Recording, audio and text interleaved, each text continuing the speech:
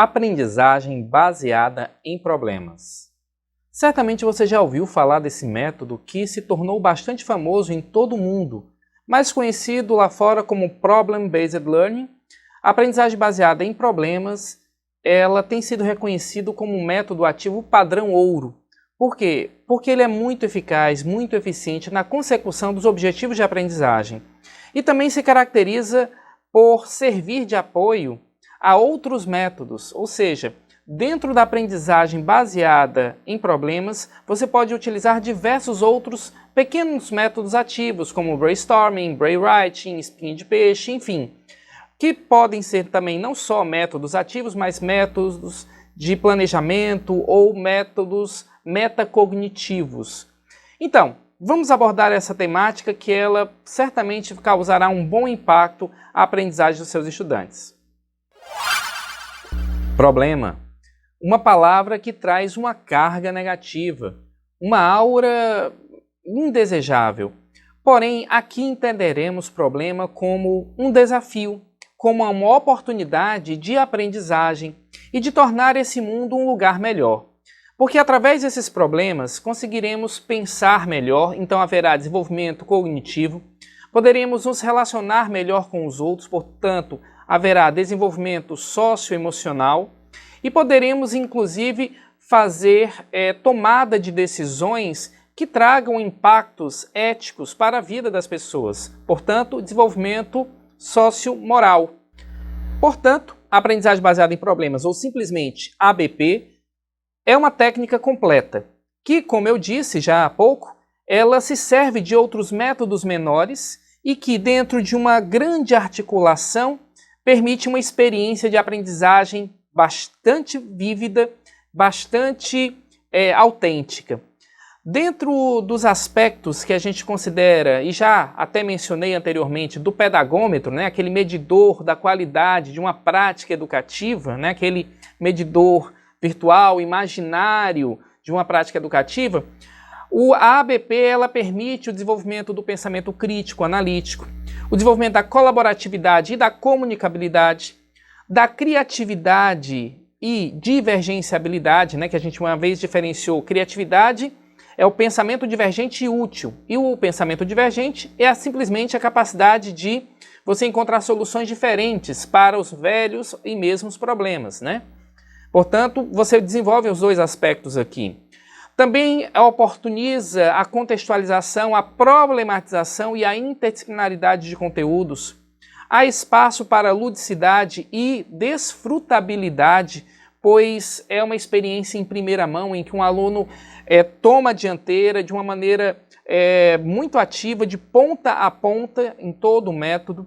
Há também a possibilidade do desenvolvimento da cidadania e do caráter, que aí eu associo ao desenvolvimento do juízo e da competência moral.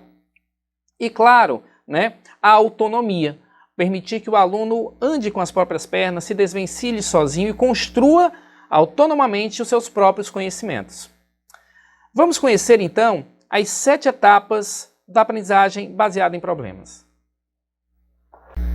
É importante considerar, e isso vale um destaque, porque é reiterado na literatura especializada, que a ABP tem o propósito de criar hábitos de estudos e de pensamento, pelo método da experiência reflexiva, reflexão, ação. Então ela busca melhorar o desempenho escolar dos alunos e principalmente promover a autonomia da aprendizagem e do trabalho colaborativo em equipe, que será tão necessário para o mundo real, né? E dessa forma a gente consegue trazer aí uma experiência de aprendizagem mais qualificada e mais bussolada, direcionada ao mundo real. Ou seja, a ABP ela se inspira muito no Arco de Mequinez, né? Os problemas estão no mundo real, você deve buscar a solução na teoria, né, na pesquisa, deve refletir nesse percurso do arco e retornar com possíveis ideias de solução para o mundo real. Então, da realidade para a pesquisa e depois volta para a realidade. Então, buscando a implementação. Então, a ABP é esse método maravilhoso. Observe que a gente ainda vai falar de um outro método que é bem casado, assemelhado com a ABP, que é a aprendizagem baseada em projetos, tá certo? Mas o Project Based Learning, ele tem outros fins, né? Outro aspecto teleológico, porque ele traz a ideia de você entregar um produto ou serviço, né? Algo que você construiu, propriamente dito. Na ABP, você parte da ideia que a sua entrega não vai ser um produto ou um serviço, mas uma ideia, uma solução. Então muitas pessoas confundem ABP, né? As duas às vezes são chamadas de ABP, mas o certo é você chamar ABP para aprendizagem baseada em problemas e ABPR, né, para aprendizagem baseada em projetos, né?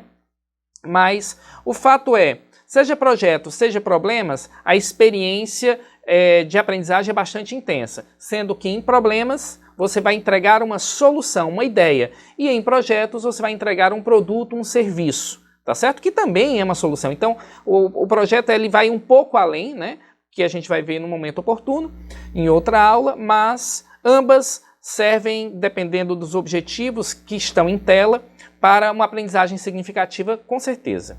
É importante também considerar como um aspecto inicial que a ABP ela tem uma configuração em equipe, ou seja, necessariamente ela precisa do trabalho colaborativo. E aí, dentro aí que a gente pode ver na imagem, você tem uma figura de um tutor, né? Esse tutor é quem? Naturalmente, o professor, né? Alguns gostam até de usar a expressão de coach, né? Aquele cara que vai conduzir, que vai auxiliar, o facilitador do processo de aprendizagem. Por que a gente chama aqui mais tutor e não professor?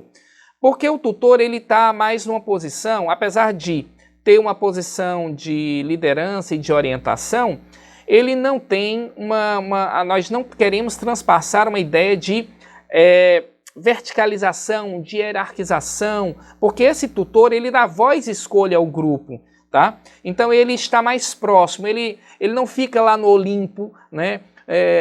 Da docência, ele desce e vem falar com os alunos e falar cara a cara com cada grupo de uma maneira bastante aberta, bastante fluente, né? E como eu disse, dando voz e escolha aos estudantes. Então esse tutor, ele acompanha de perto os trabalhos de cada equipe que tem propósitos distintos. Então você pode ter um mesmo tema ou um assunto, por exemplo, ecologia, e os diferentes grupos irem buscar soluções diferentes para problemas diferentes.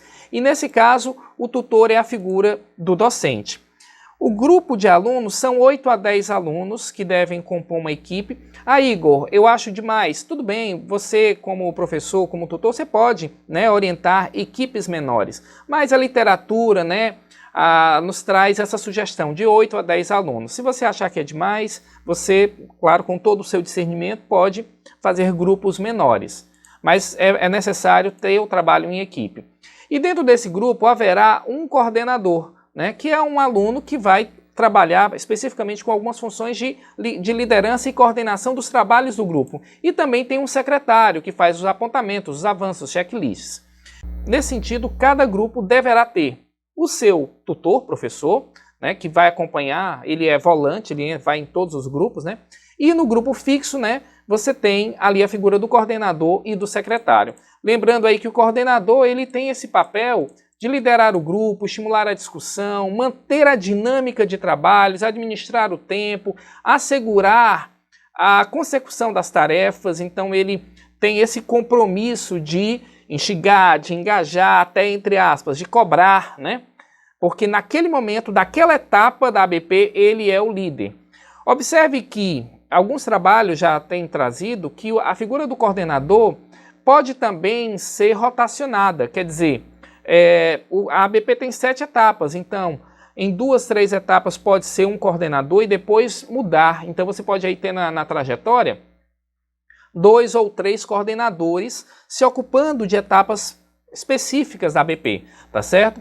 Já o secretário, ele faz o quê? Os relatórios, né? Ele faz um checklist do que foi dos avanços, faz o acompanhamento, às vezes, das entregas individuais que cada aluno ou cada membro da equipe deverá fazer, e ele otimiza a discussão, né? Ele colabora, ele fomenta, ele também faz assessoria junto ao coordenador. É muito interessante perceber que essa diferença ou distribuição de tarefas, ajuda os estudantes a se aproximarem mais do mundo real, né? Porque em todo o ambiente profissional haverá um quadro de distribuição, fluxograma, que transparece em algum momento hierarquia, não por superioridade em si, mas por responsabilidade ou por ocupação ou por encargo para consecução de um fim. Então, existirá esse organograma de trabalho, né, em que tem coordenador, tem secretários e mais membros, mas, ao mesmo tempo, a experiência da ABP permite mobilidade de papéis, e isso eu recomendo fortemente que seja feito. Bom, como eu disse, a ABP ela é constituída de 7 etapas. Vamos conhecer essas 7 etapas. Considerando primeiramente que você tem 3 estilos de trabalhos, 2 sessões tutoriais e um estudo individual. Portanto, assim, a ABP, as sessões tutoriais são aquelas em que há a presença do tutor. São aquelas que estão originariamente pensadas para ocorrer em sala presencial. Mas é claro que hoje a gente pode pensar na ABP de maneira remota, pela EAD, né, ou então pelo ensino híbrido, tranquilamente.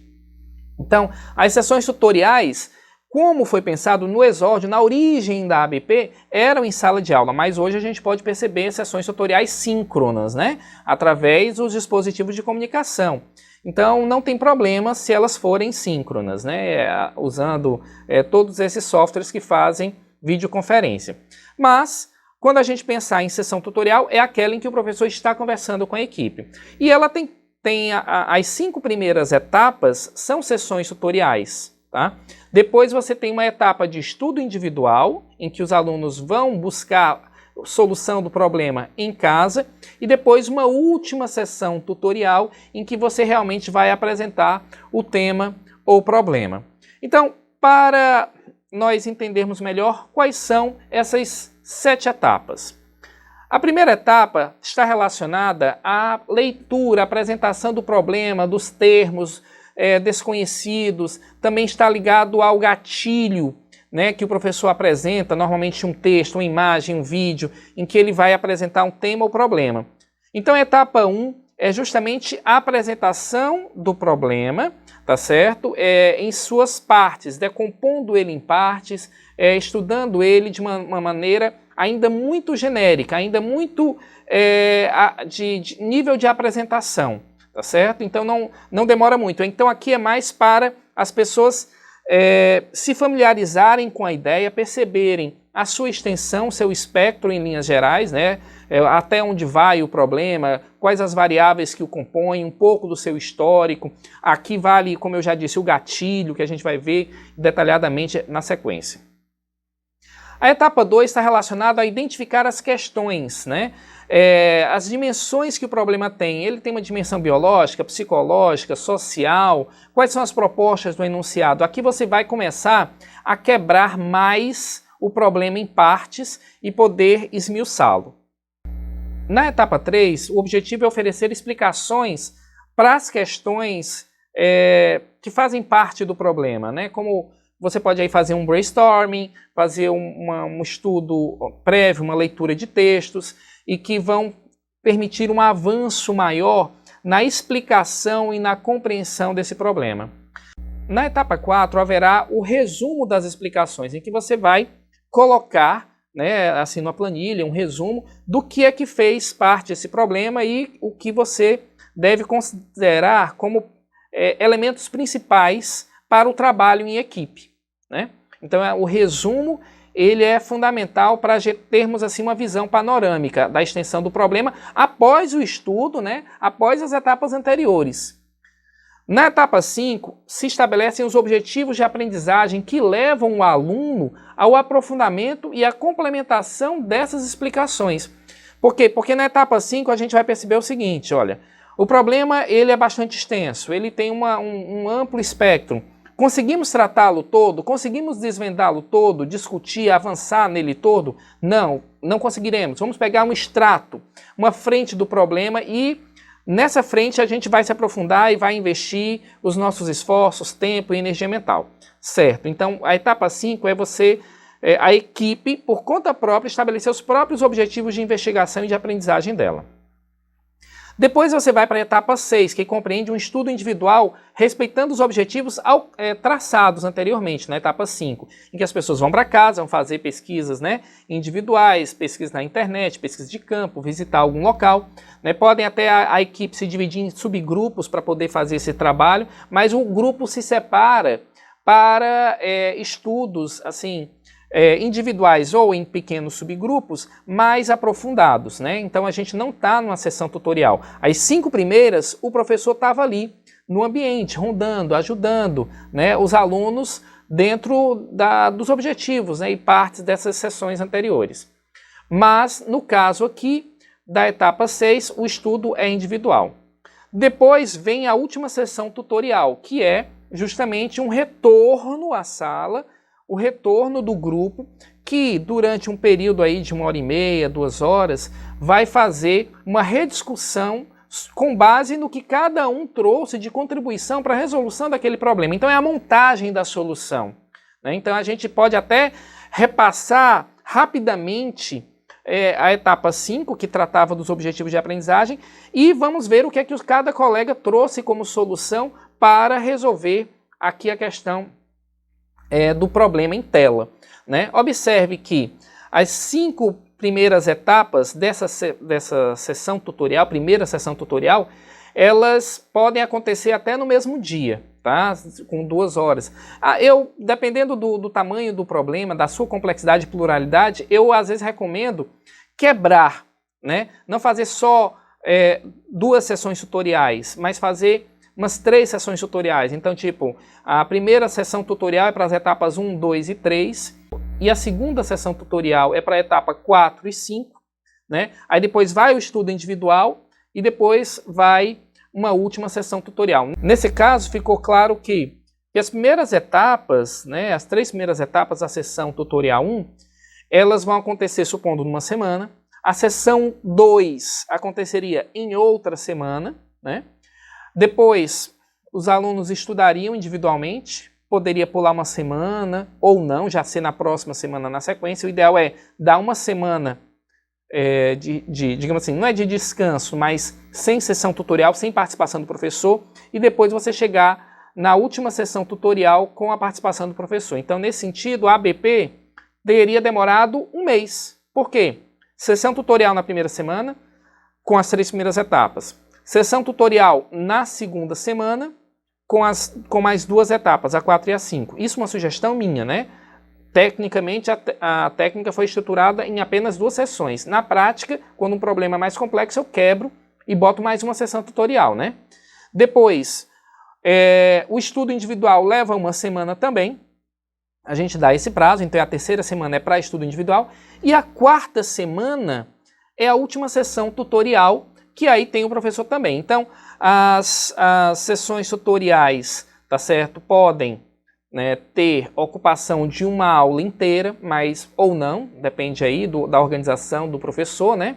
Por quê? Porque você pode ter aí, sei lá, se eu tenho 2 horas de aula com os alunos, eu posso pegar 1 hora para fazer sessão tutorial com as equipes, permitir que naquele ambiente da sala de aula eles estejam trabalhando, e a outra hora eu estou avançando o meu conteúdo com outras frentes, né, da minha matéria. Eu posso ter pego um tema, sei lá, da ecologia, que vai ser o tema poluição, os alunos vão ter que trazer soluções para o problema da poluição, em diferentes frentes, poluição sonora, visual, né, das águas, do solo, enfim.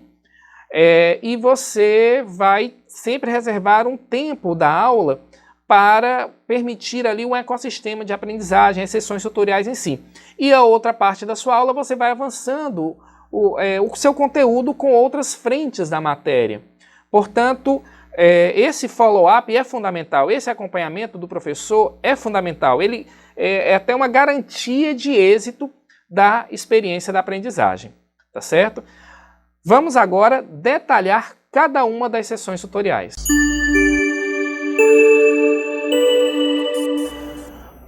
Então vamos lá, conhecer cada uma das etapas da ABP. A etapa 1 é esclarecer termos do problema, apresentar o problema. Esse é o momento de configurar, né, organizar os grupos dos alunos que vão receber o problema para examinar, para discutir e definir como solucioná-lo a partir dos conhecimentos que eles já possuem, né? Então, nesse momento é o momento do exórdio, do princípio. E o professor pode usar gatilhos ou elementos disparadores para a discussão, que a priori, né, pode ser qualquer coisa, pode ser uma imagem. Então, uma imagem, como eu citei o exemplo da poluição, né, de uma pessoa poluindo de maneira deliberada e outra se constrangendo, observando. Pode ser uma charge, pode ser uma pergunta aberta, neutra, sem distratores, curta e conectada ao mundo real e aos conhecimentos prévios. Se você usar como disparador uma pergunta, é importante enfatizar que ela deve ser neutra. Ela não pode ser assim tendenciosa para que você não tire a liberdade de livre pensamento dos alunos, tá certo? Mas tem que ser uma pergunta que seja enfática, que represente o problema, mas sem também direcionar para um viés político, por exemplo, ou então para uma certa ideologia. É importante que a pergunta tente trazer o problema, mas o mais neutra possível, se for possível. E outra coisa que você pode considerar também é que você pode utilizar um vídeo, né, um pequeno vídeo que trate de um extrato do problema, uma poesia, uma propaganda, uma frase, uma notícia. Então são vários os disparadores que vão sensibilizar, que vão introduzir, que vão começar a discussão acerca daquele assunto e do extrato do problema que ali foi destacado. A etapa 2 chama-se definindo o problema. Aqui você vai precisar decompor o problema. A gente vai começar a entendê-lo em suas partes, né, em sua amplitude.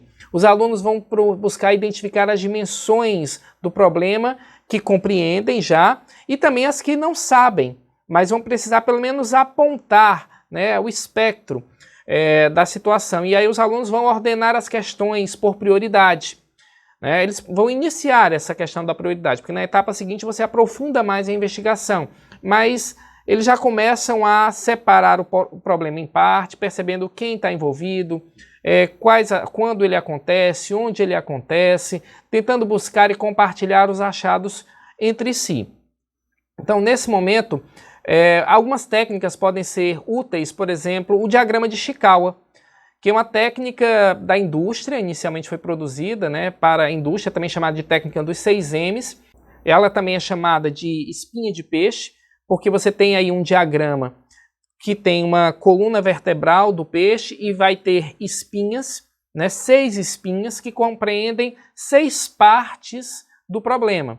E aí em cada uma dessas partes você pode ir considerando as dimensões mais importantes do problema. Na técnica do diagrama de Ishikawa, ou 6M, ou espinha de peixe, cada M representa uma parte do processo da produção industrial, né? Por exemplo, o problema está na máquina, está na medida, está no método, está no meio ambiente, está na mão de obra ou está na matéria-prima. Naturalmente, a gente aqui não vai trabalhar essencialmente com temas só de indústria, né? O professor pode usar isso para todas as frentes. Aí você vai fazer uma transposição de finalidade da técnica para outros assuntos. Se Ishikawa pensava no ambiente fabril, produtivo e botou os 6 M's assim, para você utilizar ela para biologia, para química, para física, você vai ter que fazer alguns ajustes. Você pode, por exemplo, vamos ver aqui, nessa imagem você tem aí o diagrama de Ishikawa, né? A cabeça do peixe é o produto com defeito, aí ele coloca o material, a mão de obra, o método, medida, o meio ambiente, a máquina. No material, você poderia considerar aí a matéria-prima de baixa qualidade, né? Supondo o produto saiu com defeito porque a matéria-prima era de baixa qualidade. Ou teve uma entrega, um atraso na entrega dos fornecedores. Se vai para a espinha da mão de obra, será que seriam operários sem treinamento, que estavam fazendo o produto sair com defeito? Era uma equipe desmotivada? Era uma equipe que estava intencionada mesmo a não fazer o trabalho corretamente, por algum motivo, seja qual for? Enfim, Seria um problema na mão de obra? Seria um problema no método, com a falta de documento para o procedimento, de produção? Seria a questão de não ter supervisão à execução? Enfim, seria um problema na medida, não há o controle de produção, eu estou avaliando de maneira equivocada, né, os equipamentos estão mal calibrados, enfim. Seria um problema no meio ambiente, não tem espaço para a linha de produção, tem muito calor no espaço de trabalho, enfim, o que seria? Ou ainda o produto poderia estar com problema na máquina que o produz, o equipamento é antigo, precisa de manutenção, ele já não está respondendo adequadamente, tem muitas paradas para fazer a produção, né? Ele está quebrando o tempo todo, tem que ficar consertando. Então, esse aí é uma típica utilização fabril. Mas, por exemplo, quando eu estou fazendo um trabalho de formação de docentes, eu poderia dizer que o problema poderia ser a baixa aprendizagem dos estudantes. A baixa aprendizagem dos estudantes. Então, o produto com defeito seria, um problema em tela seria os estudantes não estão aprendendo bem. E por que eles não estão aprendendo bem? Por que eles estão com baixas notas, por exemplo? Né? Enfim, aí eu poderia pensar que o problema é no material. Aí o que acontece? Material, aqui eu vou fazer forçar um pouquinho a barra, vou colocar material ou matéria-prima como o próprio estudante. Será que entre aspas, tá, o problema seria com o próprio estudante? E aí o que poderia ser isso? Poderia ser um problema de ordem familiar, sei lá, uma família desestruturada, ele está vindo carregado com esses problemas familiares para a sala de aula. Poderia ser uma questão, sei lá, uma condição de vulnerabilidade, ele ser usuário de drogas. Então, o problema da aprendizagem poderia ser, usando essa técnica e fazendo a transposição de sentido e finalidade, considerando o material aí o próprio sujeito, a própria matéria-prima, né, que vai aprender, que vai se desenvolver. Observe, eu estou fazendo um esforço para poder fazer essa transposição, mas que tem funcionado, por exemplo, para mim analisar essa situação. Então, poderia ser então aí uma questão específica do próprio sujeito, do próprio aluno.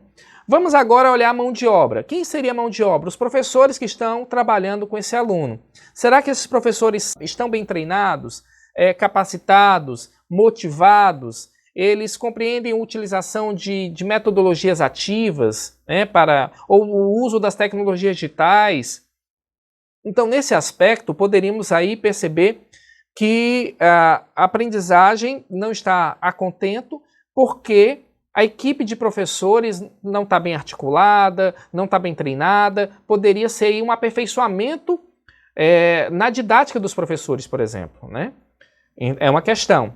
Método. Aqui a gente faria uma observação sobre os métodos que estão sendo usados na escola para conduzir a aprendizagem dos alunos. São métodos mais tradicionais? Observe que as espinhas, né, elas estão focadas em aspectos diferentes, mas eles não estão separados no seu aspecto relacional. Porque, por exemplo, se a mão de obra não está bem treinada para utilizar métodos ativos, por exemplo, é claro que dentro da espinha do método eu vou identificar o quê? Um método tradicional, mais expositivo, e, portanto, menos dialógico, um método mais memorístico, mais passivo. Então, você teria aí uma dificuldade dos métodos de ensino e aprendizagem para ter uma boa consecução da aprendizagem dos alunos. Então, se a gente tivesse aqui usando a ABP, né, para investigar os problemas de aprendizagem e a cabeça do peixe fosse uma baixa aprendizagem dos alunos, dentro do método a gente ia questionar quais seriam os métodos que estão em voga nas escolas, né? E dessa forma, quando estivéssemos em etapas na frente, aprofundaríamos como melhorar essa metodologia. Na medida, a gente vai observar como é que está sendo o processo de avaliação da aprendizagem. Eu vou fazer a transposição do sentido de medida para ser como nós avaliaríamos a aprendizagem do nosso estudante. Então, assim, a aprendizagem está baixa, mas é porque eu estou usando que tipo de prova? Uma prova meramente somativa, uma prova muito decorativa, uma prova cruel, por assim dizer, né, que não permitiu aí avaliar o aluno de uma maneira mais ampla. Será que não seria interessante eu mudar a minha medida de avaliação, também usar avaliações diagnósticas, avaliações formativas, avaliações por resultado da aprendizagem, o que os finlandeses chamam de Outcomes Assessment, quer dizer, o que o aluno entrega em primeira mão, né, a avaliação de entrega, ou seja, o que ele entregou, um artigo, uma paródia, uma videoprodução, o que foi que ele entregou ali? É também um modelo de avaliação, né? E também os critérios, as medidas de avaliação. Eu estou usando o quê? Simplesmente o resultado das provas, né, como o acerto de questões. Eu não uso, por exemplo, a taxonomia de Bloom, né, dos objetivos de aprendizagem de Bloom, para avaliar se o aluno está aprendendo bem naqueles 6 níveis cognitivos de Bloom, né, que é o compreender, o memorizar, o aplicar, o analisar, o avaliar e o criar. Será que não seria interessante utilizar aí um outro parâmetro de análise? Então a medida, eu estou usando aqui, fazendo a transposição, né, de sentido, para ser o aspecto da avaliação. Meio ambiente. Como é que é o ecossistema dos alunos? Como é que é a sala de aula? É um ambiente fisicamente viável, né? Ou ele é muito calorento, ele é desagradável, enfim, barulhento, está perturbando a aprendizagem dos alunos, né? Eu posso ver a questão da infraestrutura. E também pode analisar a dimensão do ambiente na sua perspectiva psicológica. É um ambiente aberto, fluente, a voz, a escolha dos alunos? Ou existe aí um lado repressor, um lado que dificulta a aprendizagem dos estudantes, né? Então é um aspecto de você analisar esse ambiente. Algumas escolas, né, que eu pude conhecer, principalmente na Finlândia, mas tem outras na Suécia, enfim, Noruega, elas têm um conceito aberto na sua arquitetura, um design disruptivo, usa móveis conversacionais, né, que permitem aí a inter-relação das pessoas. Elas têm um ecossistema físico e psicológico, né, favorável à interação e à aprendizagem. Até na disposição das carteiras, até no processo de disposição dos móveis. Isso é muito interessante a ser avaliado também, pode ser repensado, né? Nas escolas do presente, eu não gosto de dizer escola do futuro, mas as escolas do presente e futuro, elas devem redesenhar o ambiente de aprendizagem. Na máquina, né, que seria o quê? Os equipamentos que estão sendo utilizados, né, para a produção do produto, aqui não vai ser equipamentos, vamos pensar nos materiais didáticos, vamos pensar nas videoproduções, né, no que o aluno encontra como suporte pedagógico para construir a sua própria aprendizagem, né, para ir na sua jornada de experiência de aprendizagem. Então, a máquina vão ser justamente os computadores da escola, a acessibilidade, os materiais educativos que estão sendo empregados, tudo isso que está relacionado à fonte de conhecimento, à fonte de aprendizagem mesmo, tá certo? Então veja, o material que era matéria-prima, eu comparei o aluno a aspectos subjetivos, pessoais, que deveriam ser e devem ser sempre analisados, porque o problema da aprendizagem pode ser de uma questão subjetiva, né, do aluno, por exemplo, o seu histórico, enfim, uma necessidade educacional específica, ele está desmotivado porque ele é superdotado e aquela aula ali não é aderente às suas necessidades, né, educacionais específicas, enfim. Então, não seria adaptativo. Então, o problema, a questão é que ele está dentro do espectro autista, então a gente tem que mudar o método, aí tem que pensar o método Teachers, o método ABA, enfim. Então você tem aspectos individuais do aluno, na mão de obra você teria aspectos relacionados aos professores, né?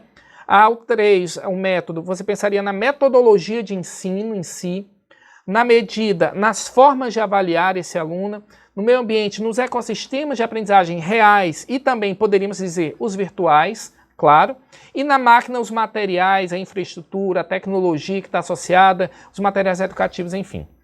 Então, observe como a espinha de peixe eu peguei emprestado para a educação para trabalhar com professores para pensar sobre o problema da aprendizagem. Mas se você tivesse com seus alunos, essa espinha de peixe poderia ser usada aí como mote para eles investigarem um tema ou problema, né, da poluição, se o problema fosse a baixa sensibilidade ou conscientização ambiental das pessoas, né?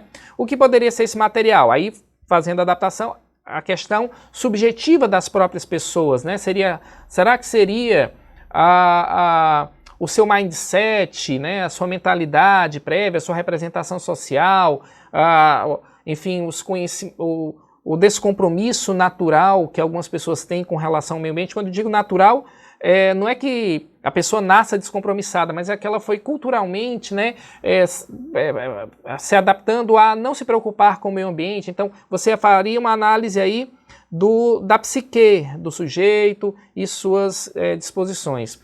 A mão de obra será que as pessoas que estão, os professores das pessoas trabalharam bem com a questão da conscientização ambiental, né, falando aqui a questão da mão de obra, né? Eu estou inventando aqui possibilidades, tá certo? Só para você, dentro da sua matéria, com o papel de tutor, vai ajudar os alunos a decompor o problema em questão em partes.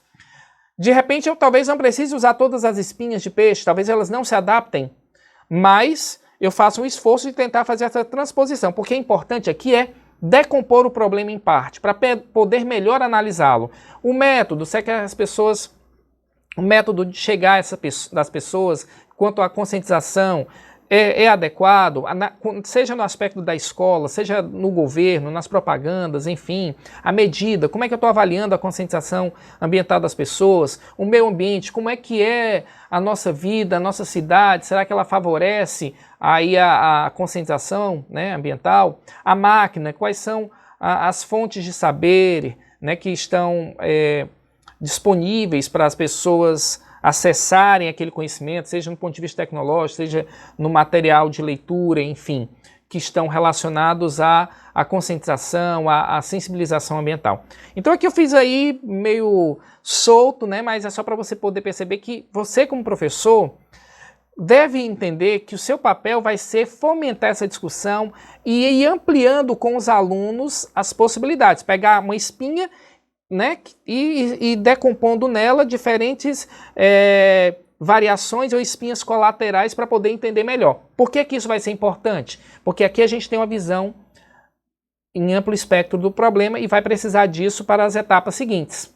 Então, o método da espinha de peixe, ele é essencialmente importante para pensar mais e melhor sobre o problema. Quando a gente chega na etapa 3, agora a gente vai fazer discussões em grupo sobre o tema ou o problema de maneira mais avançada, tá certo? Então os alunos vão começar, dentro aí dessa primeira sessão tutorial, né, que tem essas etapas, a fazer uma discussão mais detalhada. Todos vão trazer seus conhecimentos prévios. Ali na etapa anterior, a gente só rascunhou. Aqui a gente vai continuar olhando, por exemplo, para a espinha de peixe e pode continuar aprofundando, né? Seja a espinha colateral, né? Tem a espinha principal, né? Sei lá, mão de obra.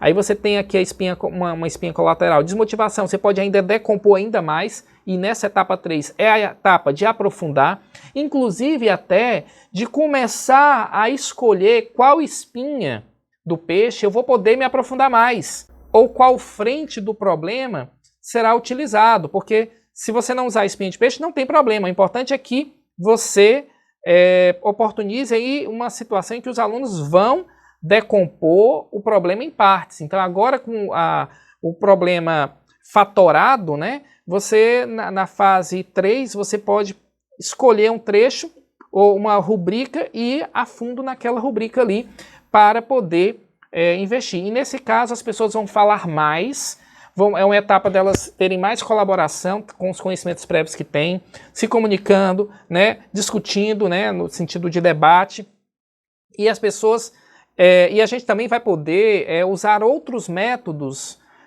metacognitivos, inclusive, para poder aprofundar mais nesse tema ou problema. Então, por exemplo, pode fazer um brainstorming, né, que é aquela técnica de geração de ideias originais, porque você vai começar a apresentar o problema, certo? Vai ver os problemas e as suas ramificações e começar a propor algumas soluções ali, ou propor, ou decompor ali a causa do problema, entender um pouco melhor a causa, entender melhor as consequências e fazer um brainstorming para a solução.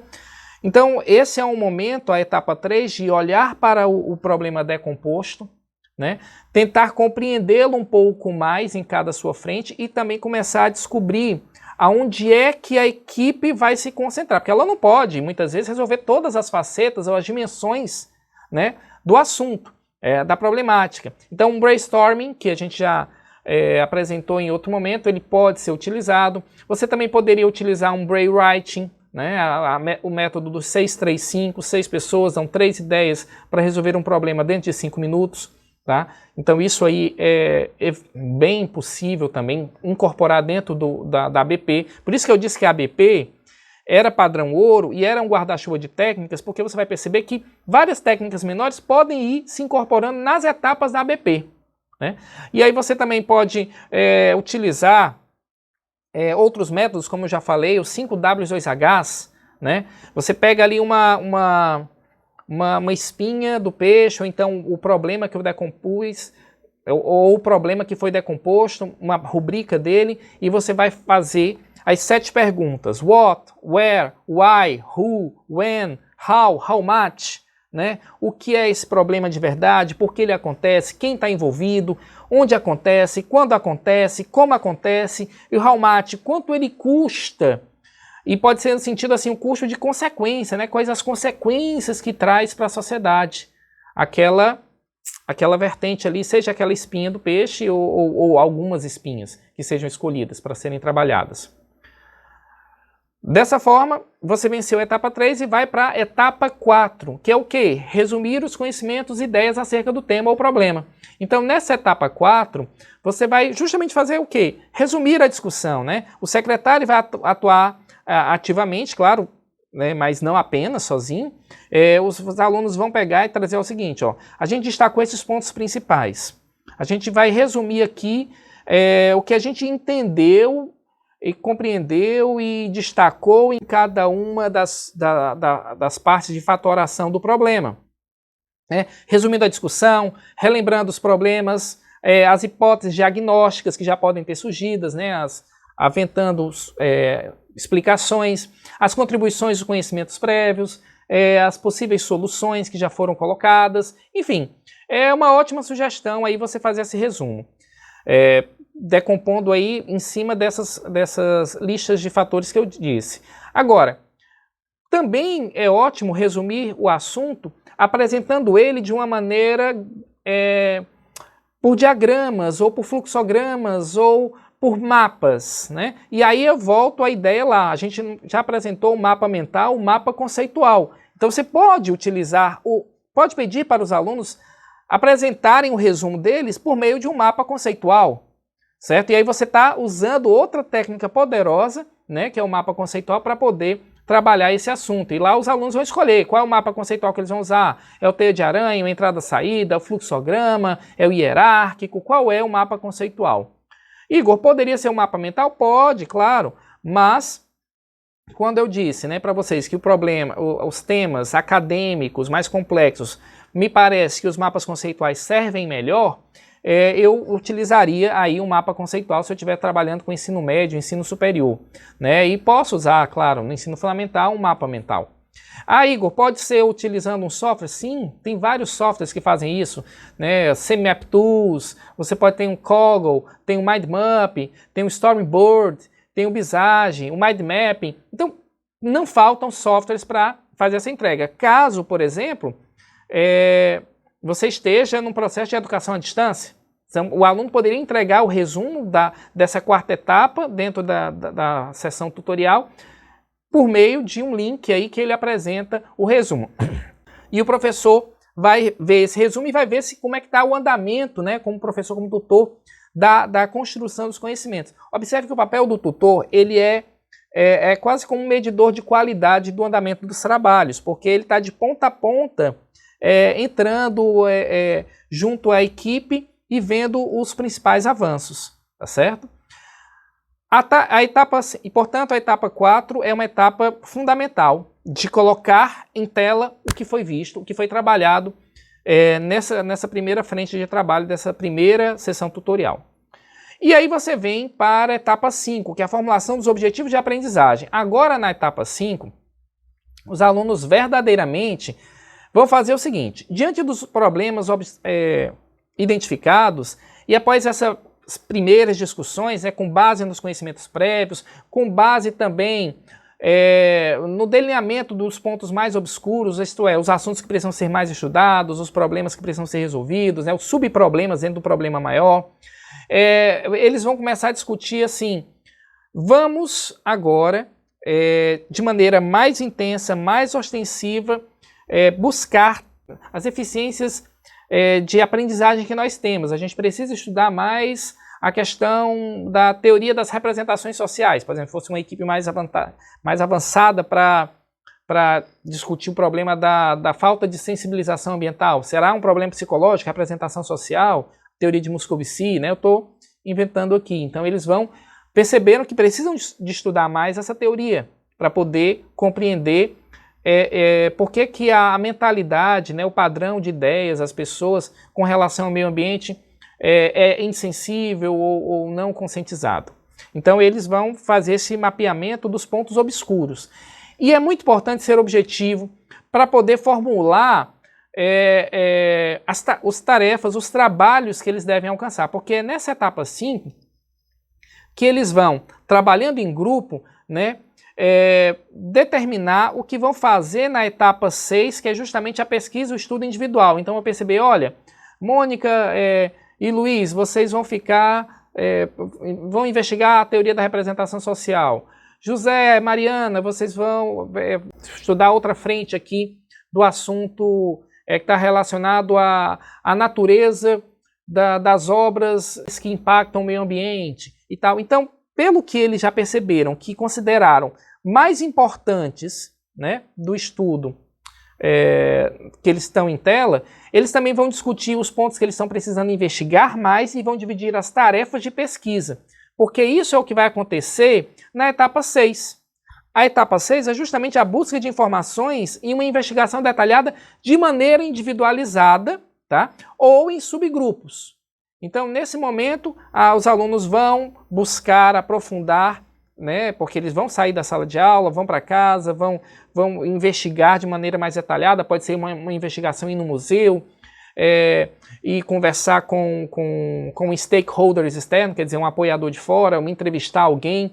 Então eles vão fazer uma pesquisa de campo, que não está ali na sala de aula, ou não está ali naquele meet, né, com o professor. Então eles vão precisar ir a campo em outros lugares. E aí, nesse sentido, leitura de textos clássicos, opiniões de especialistas, buscar em base de dados que sejam confiáveis, e aí o professor tutor ele ajuda nisso. Olha, estudem, vai na Lilacs, Medline, né, Cielo ou outras grandes plataformas, e faça sua pesquisa lá, evite usar Wikipédia, por exemplo, que não tem um crivo, um filtro, né, da qualidade da informação, enfim.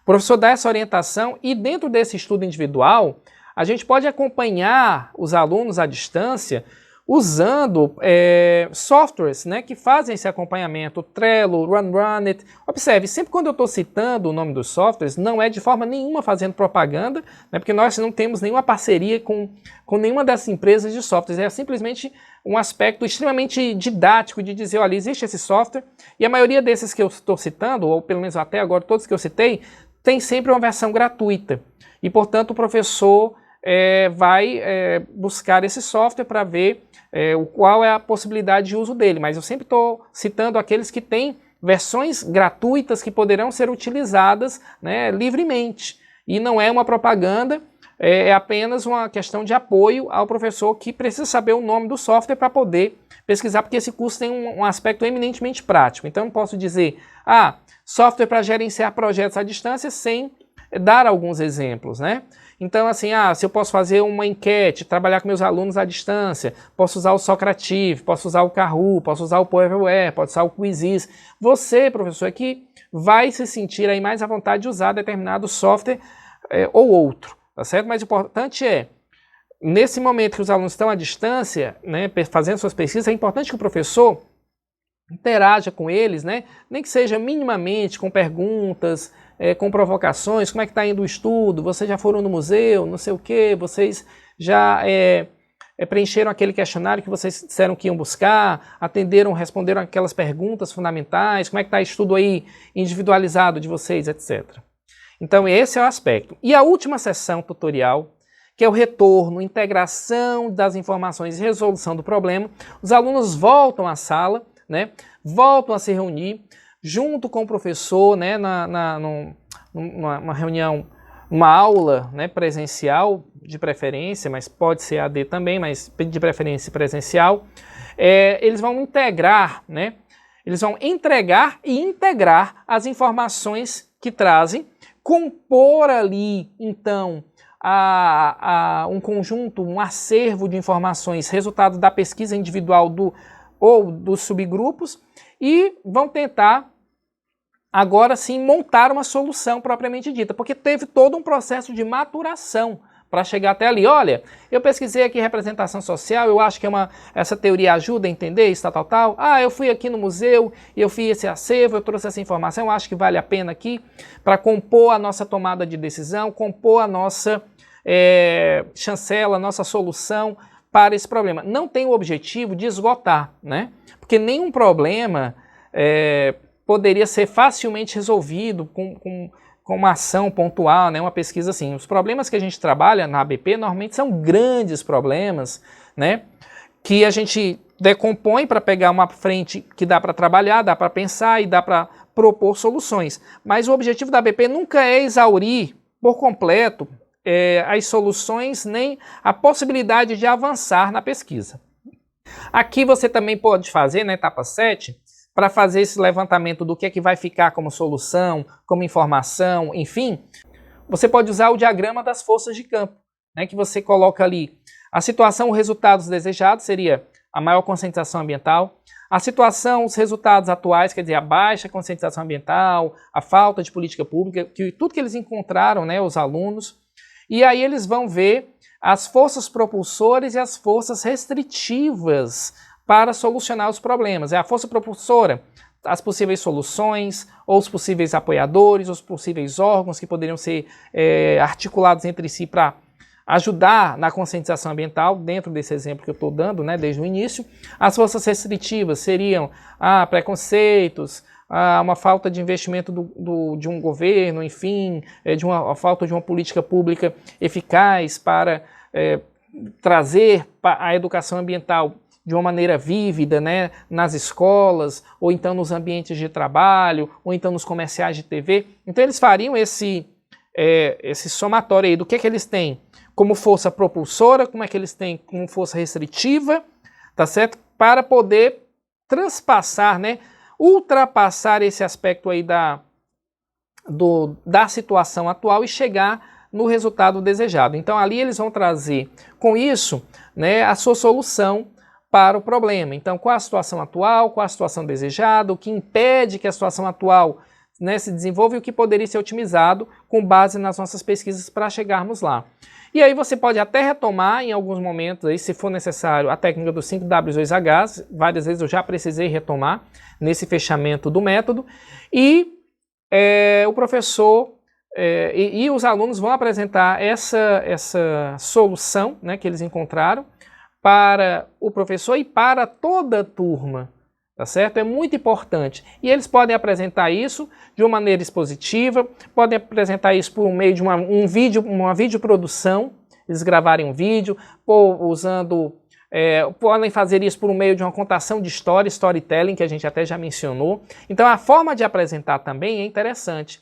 E os próprios alunos, né, que fizeram parte dessa equipe também devem fazer uma avaliação por pares, né, uma avaliação entre si. Isso é fundamental. Por quê? Porque eles tiveram uma longa experiência juntos, trabalhando, e eles devem se autoavaliar e avaliar cada colega, né? Então eu já mencionei um pouquinho sobre o que é avaliação por pares, o peer assessment, lá na aula de storytelling, né, seja clássico, seja o digital. Então a gente tem aí várias formas de apresentação, mas é muito importante que a apresentação seja uma apresentação em audiência, né? Não seja só para o professor, mas para toda a turma, porque é o momento de mostrar o que foi essa experiência, essa trajetória de aprendizagem, tá certo? Então aí você pode usar elementos de avaliação formativa, elementos de avaliação diagnóstica e elementos da avaliação por resultado de aprendizagem para poder analisar